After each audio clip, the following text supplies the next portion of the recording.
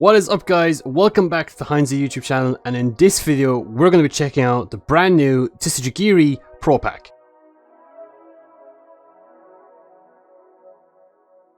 So Tsujigiri is an online community of Assetto Corsa friends who create their own car packs and actually host weekly drift competitions for Assetto Corsa. One of the really cool things is that this mod has a massive variety of cars. So, you know, if you want to have like a lower end pro car, like their 86 Corolla that has 500 horsepower, you can use that and still be able to keep up with the 1000 horsepower GT86, for example.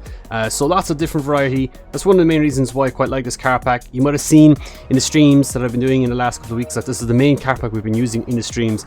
But it's also, as well as the fact that these cars are actually really good to drive. They're a lot of fun, they're actually quite realistic, and I think the main part of this video is going to talk about is the variety of the different styles of cars, which is very, very cool. So in the Tsujigiri car pack, we've got a bunch of cars here, guys, and yeah, this is not just some of them, this is all of them. There's approximately, I think, I believe 15 cars in this car pack, and yeah, it's more than enough than you'll ever need.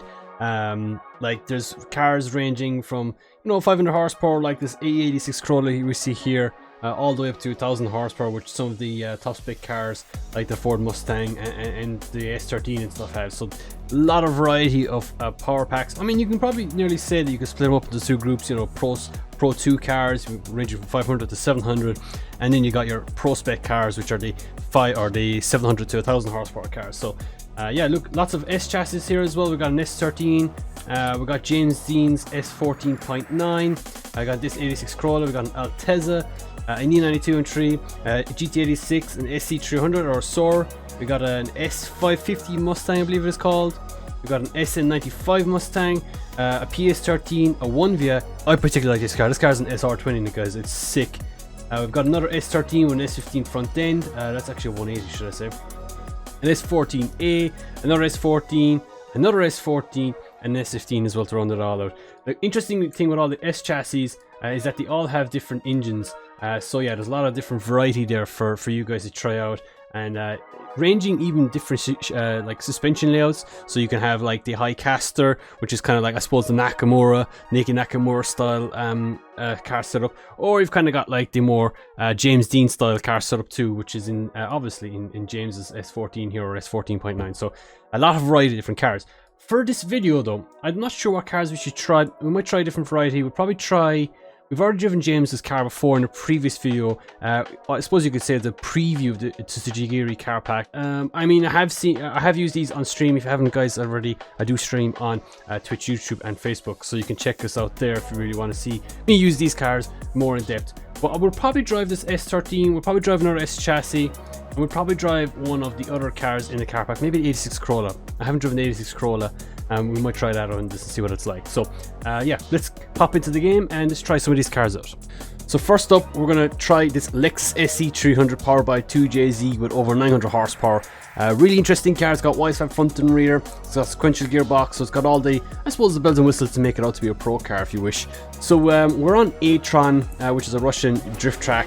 And this track is obviously very flat, but it has lots of aggressive transitions, and so it's a great way to test a big body car like this, what it's like on a track like this. So I mean, you can kind of see straight away the steering is super smooth, right? The car is not really trying to over rotate or understeer in drift. It is very, very natural and very consistent. And as we're going through the transitions here, we have no issues transitioning. The car is not too slow, it's not too quick. It's very decent. And this particular car right now, we're driving it with no car setup, so this is how it is when you download the car pack. As we hop into our second one here, just going to flick to the outside view cam, and we'll flick again, running along the wall here on initiation. Really aggressive entry, and the car just takes it, you know, it has no problems with initiation and stuff like that, which I suppose in other pro car packs people kind of struggle with transitioning. They struggle with initiation stuff because the cars are very snappy, whereas this particular car, while it is a big body car, so it would be quite slow in transition anyway, and you can kind of tell that this mod pack is quite decent at transitioning and being natural in general. So the next car up is this 1JZ S14 with 600 horsepower. So this particular car is actually a different variation of an S chassis. It's kind of got like a Japanese style physics base. which kind of like that of Nakamura's car, for example. So it is a very aggressive car. You can drive it really hard, and it's kind of a bit forgiving in that sense.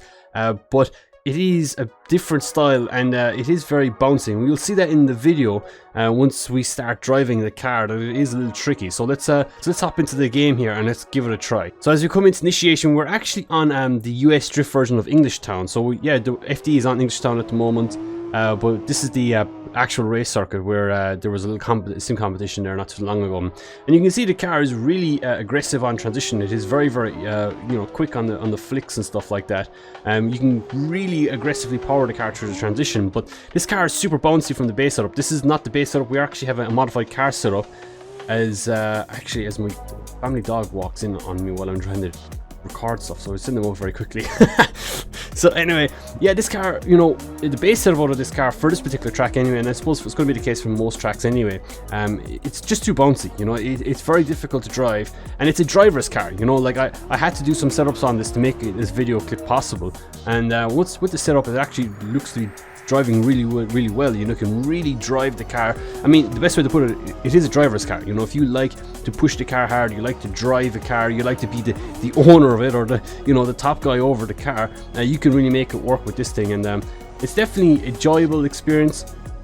As we switch here to a third-person camera, and you know, like the Soar or the SC300 we were driving earlier, you can kind of let the car drive itself, right? Whereas this particular car, with the power it has, with the grip that it has, and with the kind of suspension geometry that it has, you can't let it get a hold of you, because if you do, you're just either going to spin out, you're going to straighten up, and just going to have a hard time driving it. So again, a bit of variety in this pack.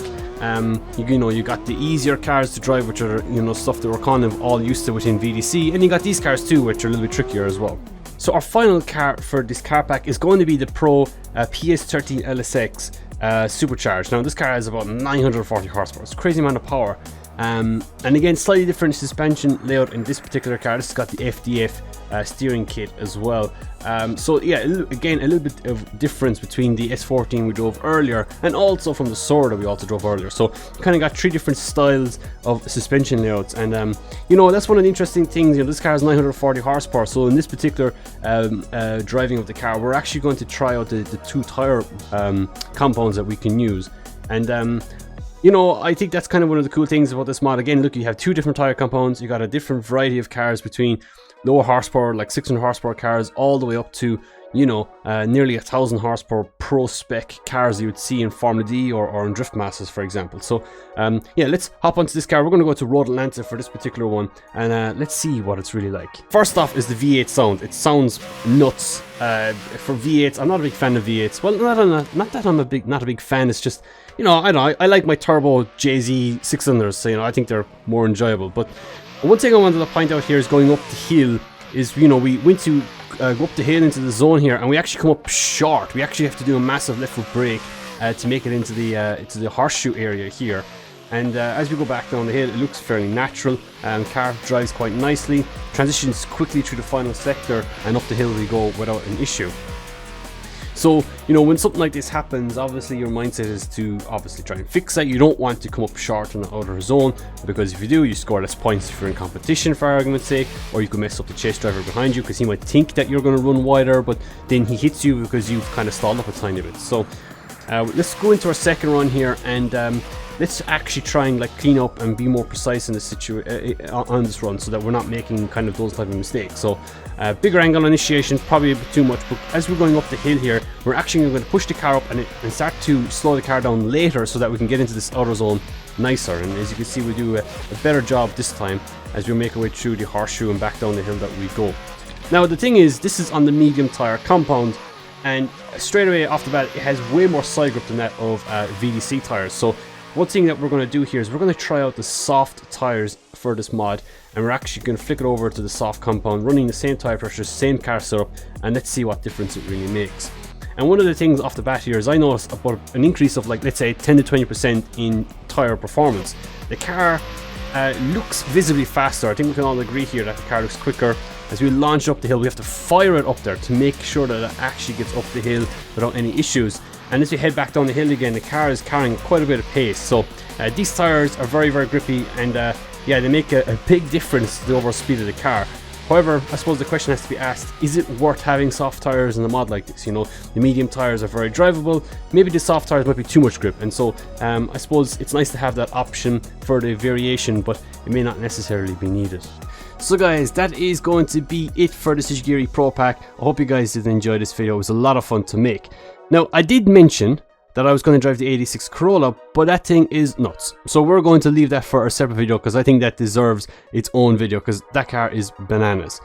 I also want to do another video comparing the Tsujigiri Pro Pack to the VDC cars, kind of comparing more so the tires more so than anything, as yeah, the car mods are actually kind of co-developed by the same people. So the same people developing both mod packs, with just kind of like a different brand over it. And I suppose the thing with Tsujigiri cars is that it has a massive variety. They can kind of, you know, make cars that are a little bit trickier to drive and easier to drive because it's not trying to make a full-on competition. Whereas VDC cars, they generally just hop in and drive. You don't really need to do much work to them. But we'll go into more of detail in that in another video. So if that's the type of stuff that you like to see, make sure to throw a comment in the comment section below, give the video a like, and make sure to subscribe to the YouTube channel so you get to see when those videos go live. Other than that guys, this is where we're going to end it. Thank you so much for watching this video, and we'll talk to you guys very soon. Cheers and goodbye.